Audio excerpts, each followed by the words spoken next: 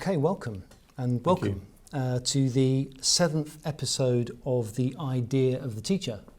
This week we're going to be looking at the Victorians. And before we do that, I believe that you wanted to address something that you've spotted, dare we say, a schoolboy error from the Romans edition episode, which was number 3. We're on number 7 now. Yeah. But you spotted it a few weeks ago, but we give you the opportunity to address that. Well, I think it fits today's session because we're going to be looking at Gradgrind and the Dickensian idea of the teacher.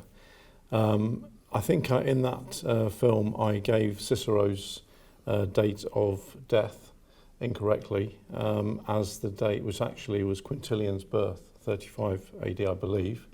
And in fact, I should correct that and say he actually died in 43 BC. And why did I want to have a look at it? Because I think when I started teaching, I did have this inner sense that if I made a mistake, I should try and put it right with the students afterwards, come back to it, readdress it. And I felt it's been nagging at me because I do like Cicero, but I felt I'd done him a disservice by obviously extending his life into the Christian era, which he wasn't part of. But it was nagging at me. So essentially I wanted to say one of the things about a teacher is that they kind of have an inner conscience or something that says, better go back and have a look at that again. So thanks for raising it. I really appreciate it. No problem at all. We're not about to go and change that video, but we've corrected it now on video, and we can put a note in the YouTube notes. Yeah. Just briefly reflecting back on episode 6, which was called The Enlightened, we covered an incredible amount of thinkers in that particular episode. But I was, in reviewing some of the footage and thinking back on what we discussed, there were some very interesting points about Descartes that you made. And one of the things I want to pick up on is your kind of reflections on Descartes, which were, you were reappraising him, reassessing him from when you've probably first discovered him. Yeah. And one of the things that you said is that you feel that knowledge loses its privileged status in order to be discovered through science. And that was something that you were reflecting on because Descartes was talking about the usefulness of instruction and teaching as opposed to what you need to know is how you posed it. Would you like to sort of reflect on that? Yeah, so that sounds more like Bacon to me in the usefulness sense. But what I felt with Descartes was, in a sense, that it ends up with Bacon and this more inductive approach to knowledge. And induction, by definition, is not defined, as it were. You're trying to work things out as you go along. And I think whether or not Descartes meant to do this, when he came up with I think, therefore I am, he's doubting everything he's been taught.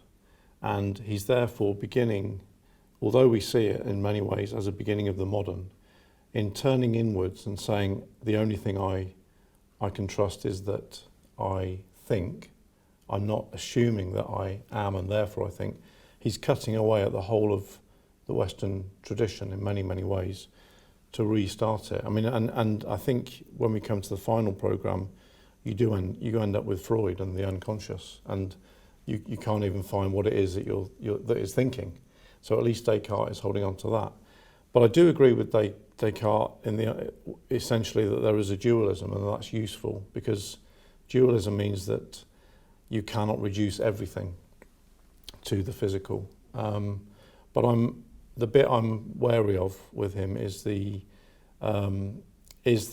the attempt to introduce so much doubt into what you are, compared to say the Hebrew God Yahweh, I am that I am. That's certainty, and I think that certainty in a way is there with Aristotle. This normativity about what we are and what we can think, which I think teachers need. You need to know that the kid in front of you can get it. You've just got to try and explain it better, check, and so on.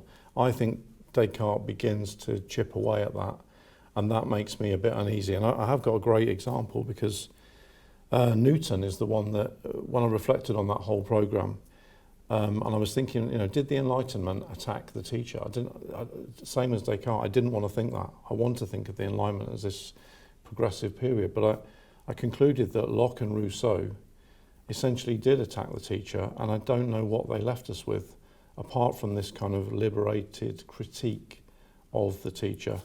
But Newton, who tried to work out the laws and in a very step-by-step way tries to explain the laws, to me, he left, when I finished the filming with you, I thought, that guy is a teacher. And I went back to see what Newton was up to.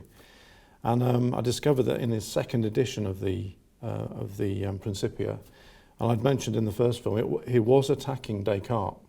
But what he was unhappy with was Descartes' theory of conservation of movement. Now, I'm not an expert, but essentially Descartes proposed that something is conserved and therefore you don't really have to explain it. And Newton wasn't happy with this. He goes back to the Greeks, Democritus, the atomists, and he then tries to redefine what he meant by hardness, which for him was, which I think this is the mark of a teacher. He doesn't say what is that surface. He says hardness is a failure to rebound. And I think that kind of ability to dynamise your own thought is the mark of a true teacher. And whether or not he explained it in the way we would assume a teacher does isn't really what I'm after here. It's the sense that his mind would not rest until he'd resolved that issue. But by doing that, he then allows physics to effectively give birth to chemistry. And that then really, that is a teacher. He's introduced the effective groundwork for Dalton's atomic theory in chemistry as well. I'm really not an expert at all in any of that, but I'm really interested in the way that thought process worked. And I think it was because Descartes, in his approach, was coming up with a number of limits to thought that either couldn't be verified or couldn't be, or had not been thought through properly intellectually. And Newton saw it as his job to take that on. And I would love to, I will go away and try and work out more about that. It's a real area of ignorance for me. But I do feel that the Enlightenment, if it gave us someone like Newton pushing forward, was a period of teaching. However, I'm aware as well that, Locke and Rousseau in particular were trying to attack the authority of the teacher in some ways in order to give us a certain amount of liberty. Which is also necessary, of course.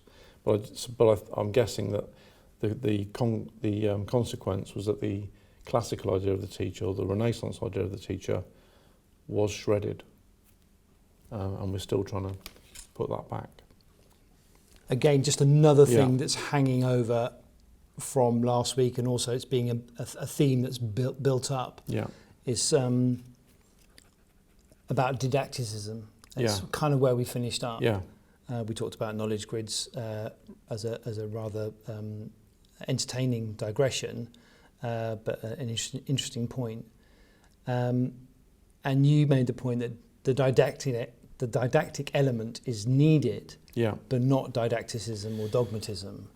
And perhaps that's something we said we'd try and pick up with that in the last two episodes, but perhaps with the Victorians that also becomes. I think that will come out, and I think Newton is didactic in his approach, but it's in the interests of re-explaining the world, which is another kind of great way that a teacher can imagine themselves.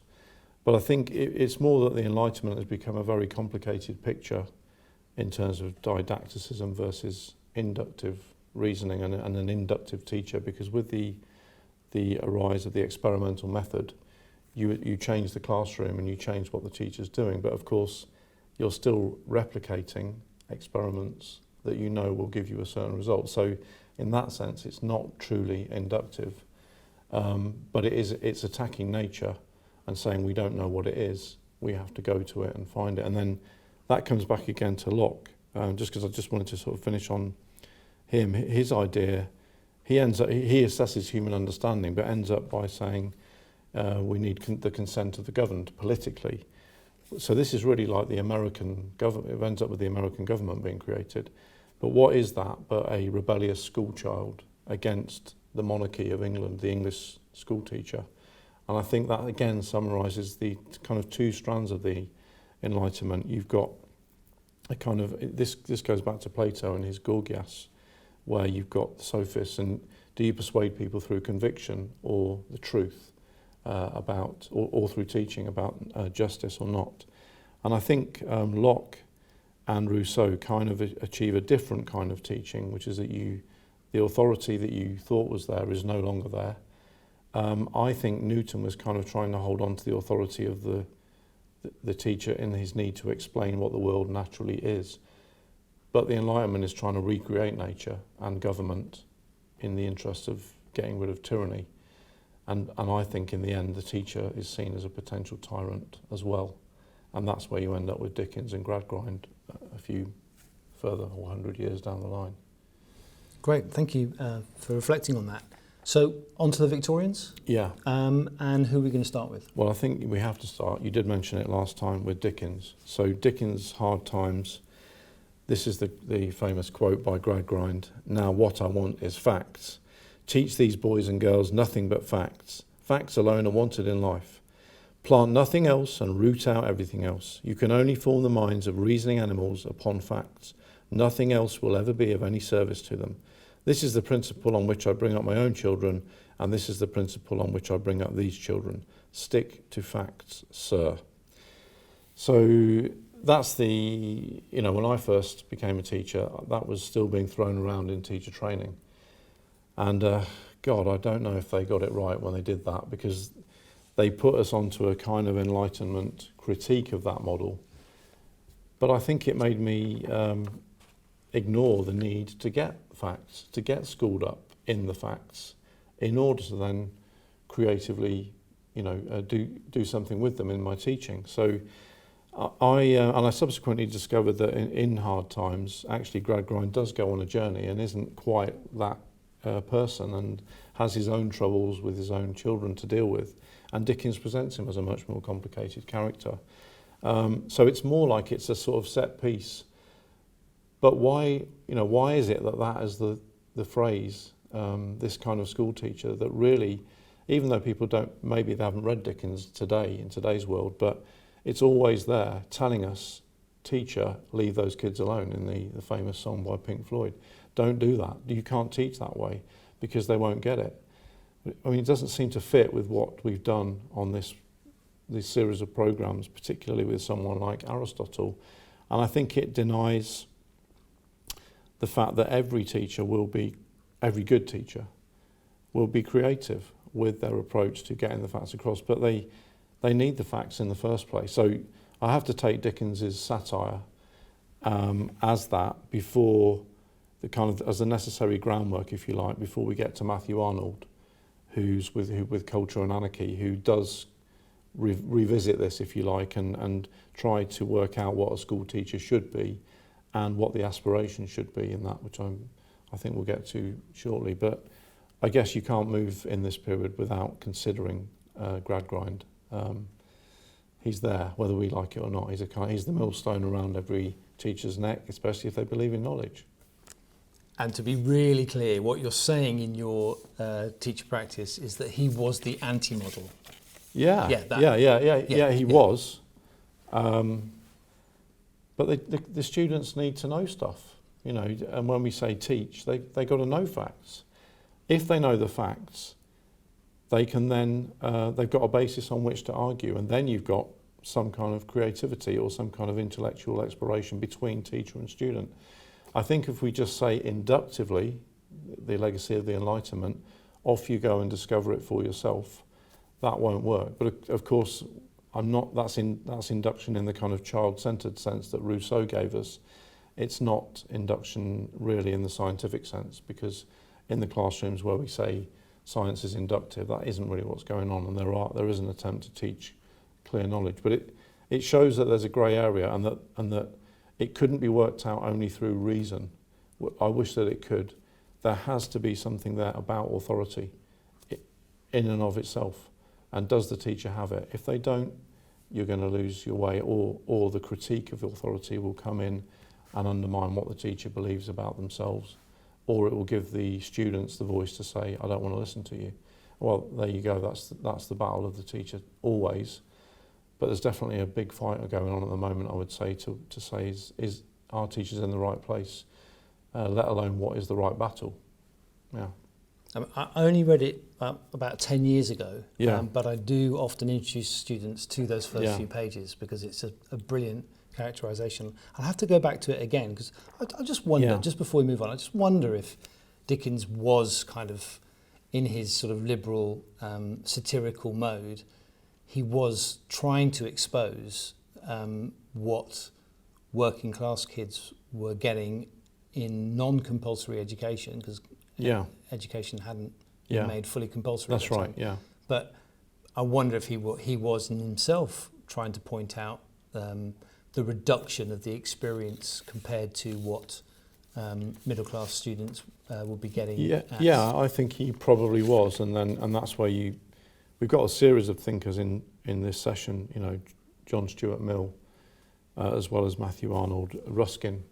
They've all got various positions, but they were taught in some kind of classical way, inspired by the Renaissance. But what I'm going to argue today is that it had gone wrong. I mean, essentially, the Renaissance love of the classics and the kind of sense of rebirth and solving problems that needed solving in the present, but using the past to help you, which I think is a great model for the teacher, and a teacher to have that imagination that goes back as well as forward, I think had become philology in the Victorian period, a barren study of language in and of itself, and they're trying to scientise it, and they'd taken away effectively all the love that was given to knowledge by the Renaissance when it came up with the Studia Humanitatis model, which was a rebirth of Cicero's approach, and they'd killed it.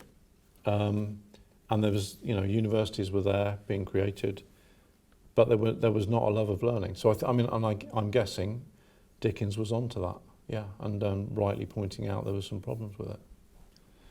Great. I don't think we can really look at the 19th century, the Victorians, without giving Mathew Arnold his due. So Yeah. would you like to? Yeah, absolutely. So Arnold, we've studied in school as teachers ourselves. Now look at him, and he's obviously famous for Culture and Anarchy, and the attempt to explain why the kind of Hebrew moral education that he detected was around needed a sense of Hellenic Greekness.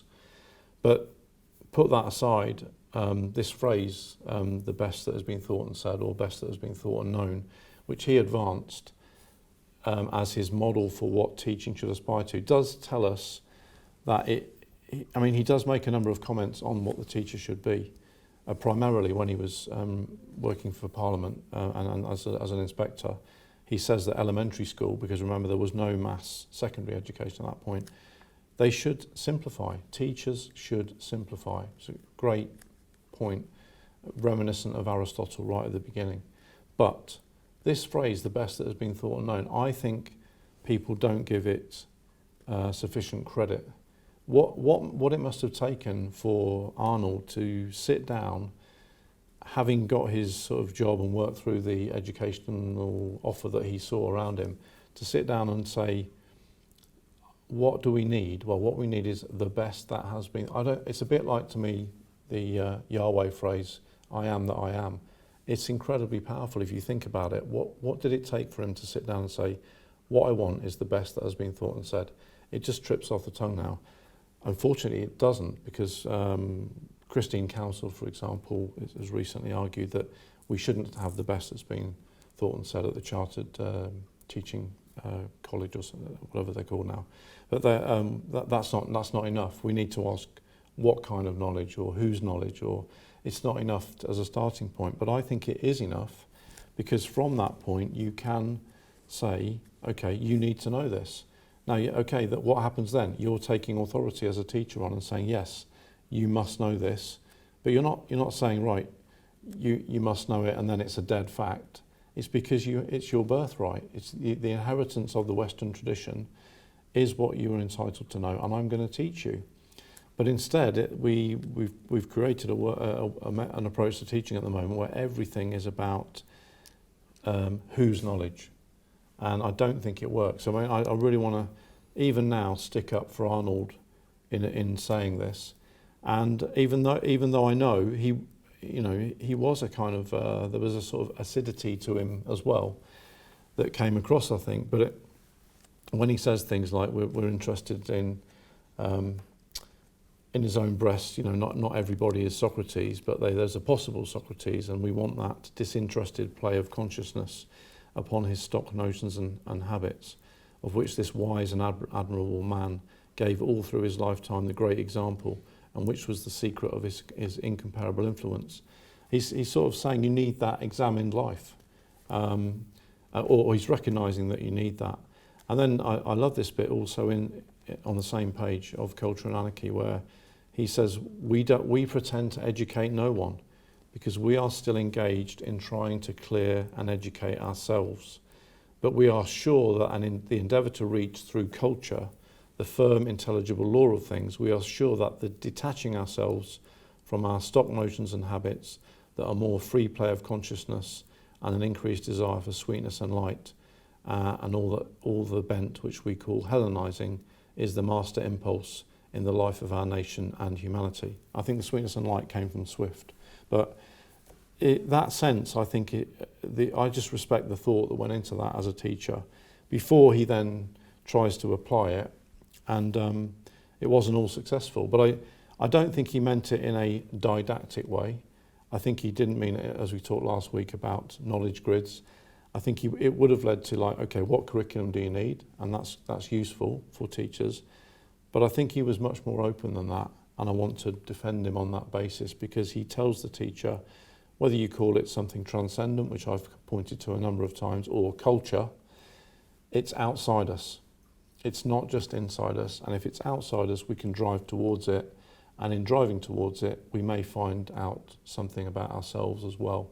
I want to hold on to that externality, but I think he was writing at a time when things were turning inward, in terms of philology and in terms of humanities, which as open-ended subjects from the Renaissance had turned into a kind of barren self-critique, if you like, of the person, which was going to end up with some kind of psychological approach to learning, which I haven't been favourably impressed by. If I put psychology in the dock over the whole period, I think it's turned people inwards too much. And it's become, instead of something that we should refer to in a shared discussion, it's become something that teachers actively do in their lessons. They apply psychology, they diagnose kids, they say this kid is this or that, and that is nothing that's going to liberate the kid's mind in a shared exploration of knowledge in the medieval sense, or in the sense of culture and the best that he's going for. So I really think, in a way, Arnold was holding on to something, but he lost. He lost overall, because I don't think it's necessarily Freud that puts this in place, but the idea there'd always been a tension in education and the teacher between teaching something outside the self and what is that kid. And I think overall, on balance, it's been a very hard-fought battle, but child-centeredness, looking inwards, cognitive science, methods of learning, they are all attempts to kind of turn the teacher into a technician or an administrator, not a lover of knowledge. And I always fear that's going to lose the game. He lost, you argue. Yeah. But he's a complete beacon in terms of teachers today to go back and look at what he said. Yeah. And he was arguing for what you seem to be positive about, which is a re-Hellenization. Yeah. In yes. What knowledge is and how important that is to the teacher. I think I don't know if I would call it re-Hellenization, but I think it's a fair point. What I would say, you're probably pushing me on to where we're going to end up, but I think the Renaissance gave us the sense that there is a Western tradition. It's Hellenic and Hebraic, and Arnold's onto that, although at the time he's writing, he thinks Britain's become too moralistic and it's too superficial, particularly in the middle classes. Well, you could see that today as well. But what I think we take from it is the idea that there's a tradition, and the teacher's role is to inhabit that tradition and teach it creatively from both aspects, and go forward with it. And that includes then working with science as well. And I think in holding that up and in attacking the idea that the classics were just a training for the mind, or humanities had just become philology, and saying that we need culture and some sense of sweetness and light. Yeah, I think he was really holding up an ideal for the teacher to work towards. And I love the fact that if you say, imagine you're being trained as a teacher and somebody says, well, I don't just want you to know about this behaviour programme, or to simplify, which is again a great point that Arnold makes, sometimes it's forgotten, but I want you to know, well, what is the best that's been thought and said in your subject? And we've tried it in our school, and you get a whole range of things back, and it actually takes a really hard conversation to get teachers to say something that isn't about method or diagnostics, and to say, this is the thing that every kid should know because of me, because I'm their teacher. Without anybody else telling me what to do, I want this kid to know that, and get it in their book or online or whatever it is. That's such a hard battle to get from a teacher today, and yet it's got to be the fight that we need, I think, for the modern teacher. So you've definitely pushed me on to what I was going to say coming up, but I think Arnold has a really great crack at saying there's got to be more to this than just mass education for its own sake, or in today's world, academies with a kind of bolt-on education in the basics only, in a very limited sense. There's got to be some sense of the subject being driven forward. Yes, that's Greek, definitely, and I want to hold to that, and particularly the dialectical style of the Greeks, which opens it up to inspection by every student as well as every teacher. Yeah. Thank you.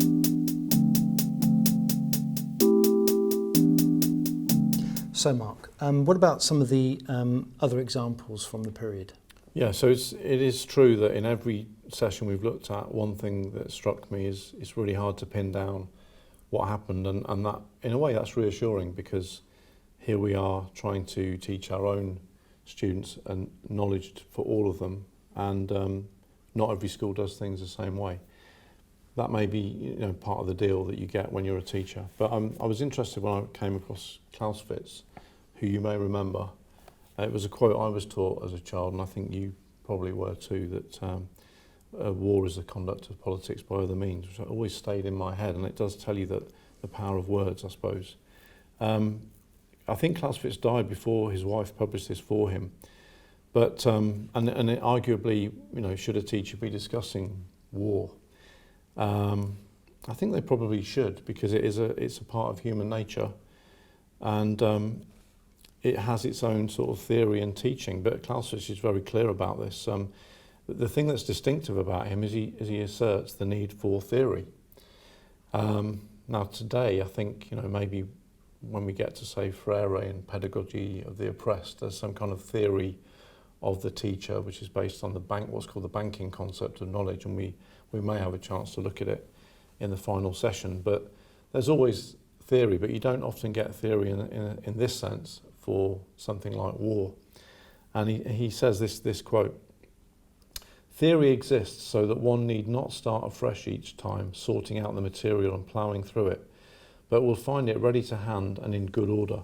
It's meant to educate the mind of the future commander, or more accurately, to guide him in his self-education, not to accompany him to the battlefield. Just as a wise teacher guides and stimulates a young man's intellectual development, but is careful not to lead him by the hand for the rest of his life." So I think he's there telling us something about what a teacher's role is. You guide. At a certain point, though, your job's done, and you must let the student go. But I found it interesting that he put it in this book on war, because obviously it's not always what you think, this idea that there should be a theory in war, or there should be thought. However, I also read some of the Second World War theorists and generals, and Patton, for example, is the famous American who conducted the breakout after D-Day. He followed World War I tactics in creating very small units, but he said the point of those units is do not think. if you think as a soldier for too long, you're going to get shot. So the idea of the teacher in military theory, I just think is a really interesting area, and it would be something to investigate. And God, wouldn't it open up teacher training to put some of this stuff in instead of some of the stuff they're given, because it just makes you think, and that I think is the job. So I mean, I think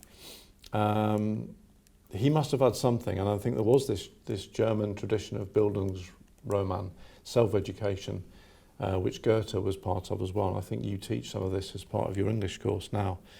It's definitely interesting, and it definitely was part of the critique of the Enlightenment, I suppose, and came up with a new version of what it meant to be taught and to learn. So I just put that one out there because it's an interesting example. It's very interesting as an English teacher, because you've just used a simile inside a metaphor that could be used for teacher training. Oh, I need Arnold to tell me to simplify. No, so the simile is that Clausewitz said that theories exist, and just like a wise teacher, it acts as a guide, so that these theories are around. Yeah. But you've put that into a bigger metaphor that actually the war theories could be re-looked at by teachers, so they could be part of our, to not take it too far, extended metaphor, ammunition. Absolutely, yeah. I mean, I think one of my great learning experiences was when I studied the Greeks at the Battle of Marathon, and I actually don't know if this is quite true, but it's the principle in military theory of the subtracted reserve, that in order to attack, to win a victory on the flanks, you need to have your men in the front line ready to go forward, and the enemy thinking that's where your strength is. But you've pulled some men back, they're on the flanks ready to, when you attack, you pull the enemy in, and then you go around. That's just the principle of Stalingrad as well in World War II. But I think I've had some great lessons with teachers as a history teacher, with students, where when you get out of the trenches, which is what World War I became for so long as a teacher, and actually look at the theory behind the bigger movements, particularly things like Gallipoli as well, there's whole strategies behind it. I challenge anybody not to find it interesting, but I expect they are out there saying it's not. But I think it is, and I think, I mean, dare I go so far as to say, I think a lot of young men would really benefit from a bit more thought about this kind of thing. But I wouldn't exclude young women as well who've got just the capability. But I sometimes think that this whole approach we have to boys and men in learning at the moment is, when we say high expectations, we don't really mean that we're making them really think. And I think we've got to find a better way to do that. But I would offer it to any gender to work on. I just think it's interesting material, and it often gets downplayed by the natural tendency, I guess, of teacher training to think in terms of what we would call peace. But it doesn't mean I'm looking for a war. I just think you have to, like Thucydides, the ancient Greek, who gave us the ideas of Pericles on democracy, he says you've got to study war in order to know why peace is so important to you. And I think sometimes that is lost in the modern period. Yeah. So many cans of worms opened and then closed again, really, really deftly. Well, we can open them again. But, any other thinkers from the Victorians? Yeah, so Ruskin is really interesting. I don't know if you know the Stones of Venice. Ruskin is noted as a great teacher, but the Stones of Venice is a real attack on the Renaissance. He can't stand it. He wants the Gothic, but it tells you don't have to go with where you think perfection lies. He would be an attack in a way on Arnold. He just says he's sick of all this pretense that symmetry or proportion and harmony, the Greek ideal, is achieving anything. And he says, go and look at Venice. It's not built in that way. And he wants London to be a bit more Gothic. And I just think it's a great effort by Ruskin to kind of say, no, I don't want to go. I want to teach this way. I think the greatness lies in the kind of more practically designed way of the medieval period. Some things that I've argued for in this sort of journey with you. But I just think, again, it's great to read someone like Ruskin, and he really does make you rethink what you thought you were getting at. And then similarly, another one is Thoreau, who wrote the book Walden about this pond, which is actually owned by Emerson. Walden was an American transcendentalist with Emerson in a way. What do I mean by that? They felt there was something beyond them, but it's not quite as religious as you might expect. It's something about a remystification of nature, if you like.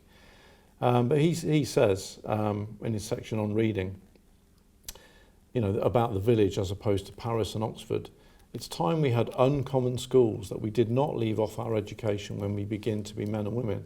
It's time that villages were universities, and their elder inhabitants, the fellows of universities, with leisure, if they are indeed so well off, to pursue liberal studies the rest of their lives. Shall the world be confined to one Paris or one Oxford forever? Cannot students be boarded here and get a liberal education? This is a very rural place, under the skies of Concord. Can we not hire some Abelard to lecture to us? Alas, what with foddering the cattle and tending the store, we are kept from school too long, and our education is sadly neglected. Now, this isn't a treatise on the teacher at all, but what I think is, again, Abelard comes up. You can tell with the impact that he's had through history, and I really have grown into like that guy despite his misfortunes, as he labelled them.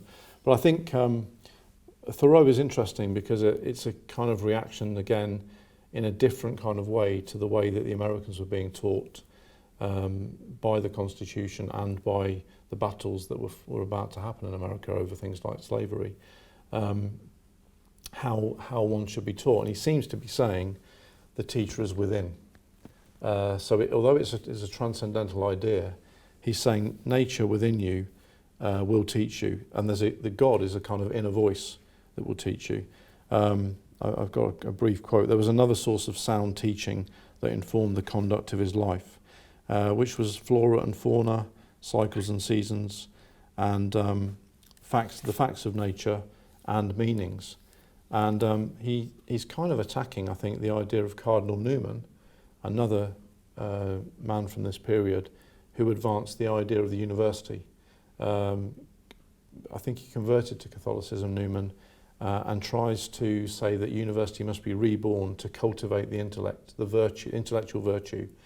And there's always this tension, it seems, between nature and someone like Thoreau and the intellectual approach of what a university can be. So there's this constant, I think, educational battle going on for the soul of the teacher, essentially, which certainly makes the job interesting. And then finally, Mill.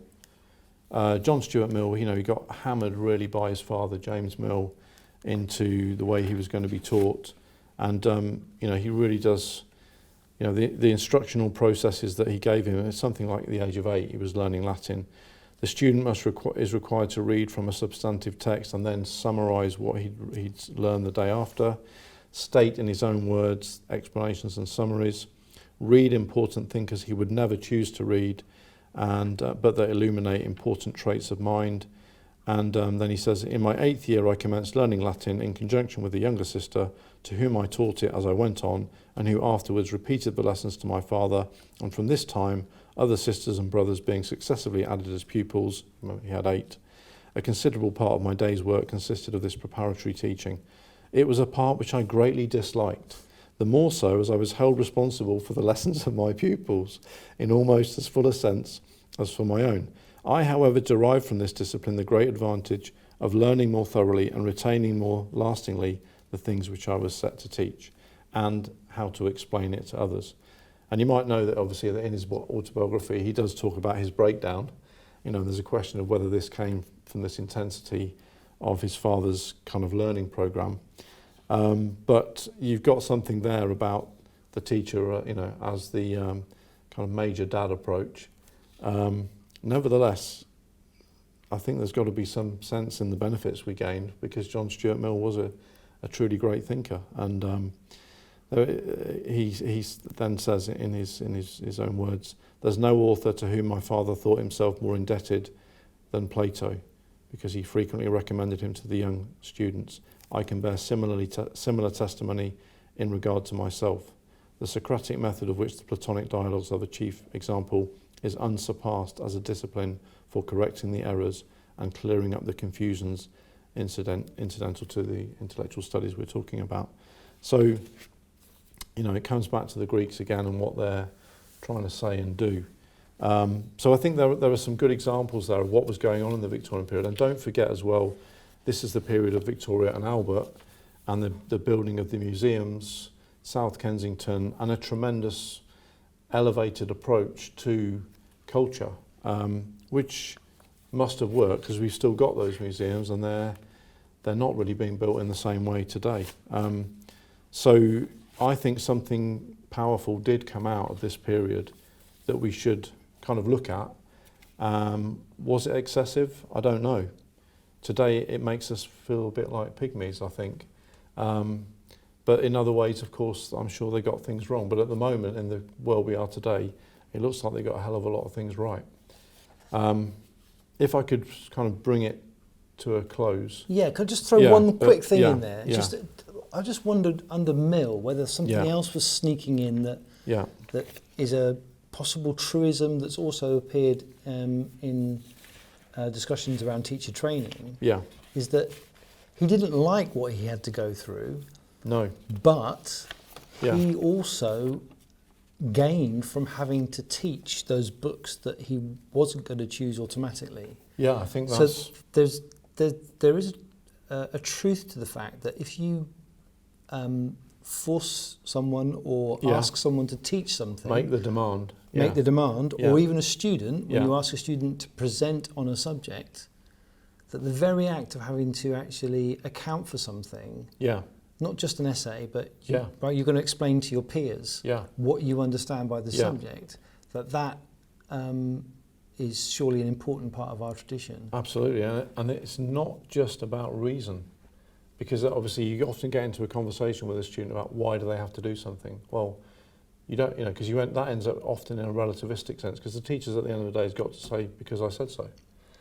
So until you confront that as a teacher, you're going to find it really tough to win. Now, you could be brilliant and do it all through reason. I mean, Einstein did this in a kind of tutorial way with the student that asked him to teach him some physics, and they end up talking about great books in general and eating sausage and drinking tea, and it's wonderful.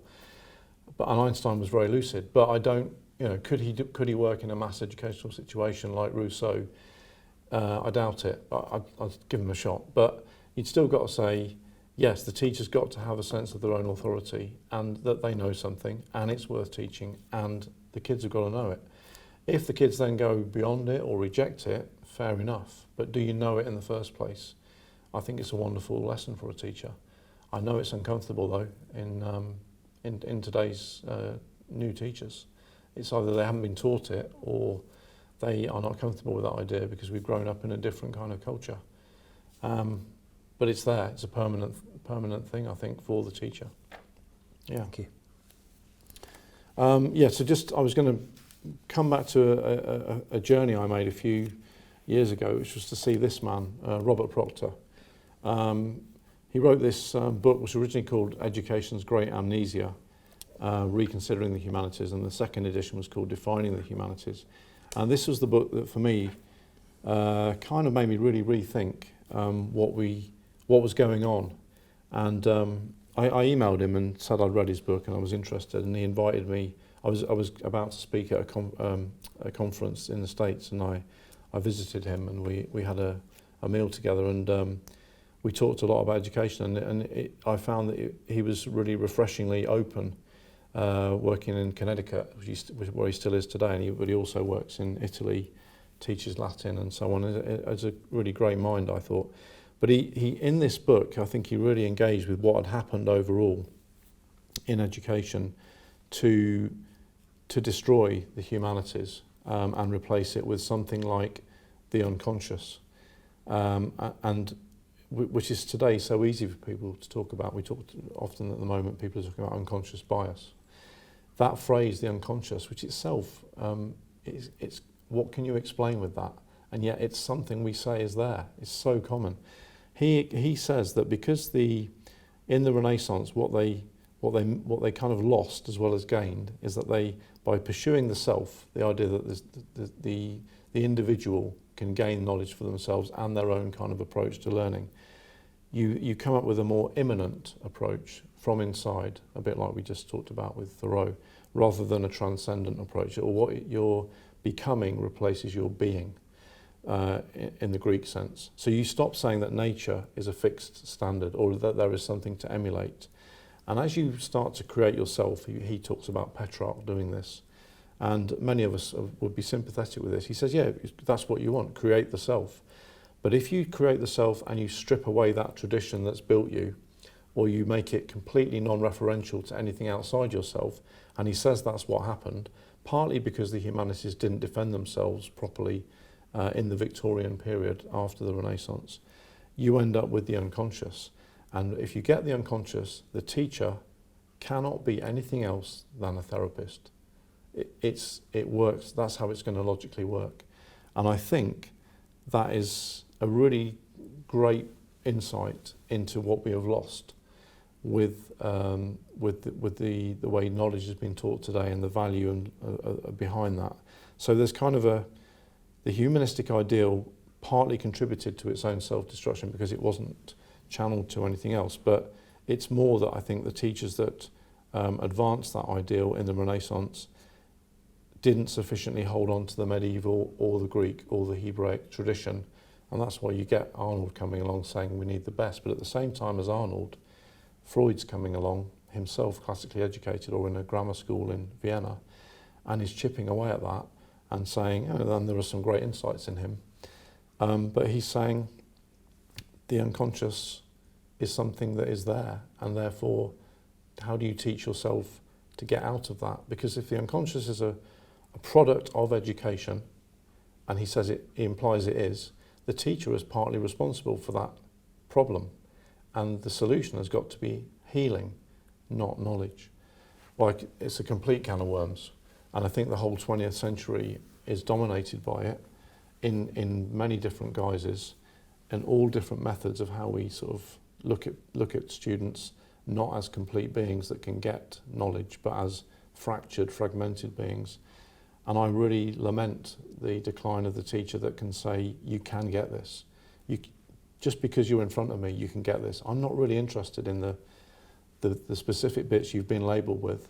I really believe you can get this. Whoever you are, this knowledge you need, and I'm going to try and teach it to you. Put the responsibility back on the teacher and the student. That's a really hard one in today's world, and I don't know if it's going to get any better, but we have to assume that it will because the students need it. Thank you. That leads us very nicely onto our final and 8th episode. Yes. Thank you very much. Looking forward to it. Thank you. Cheers.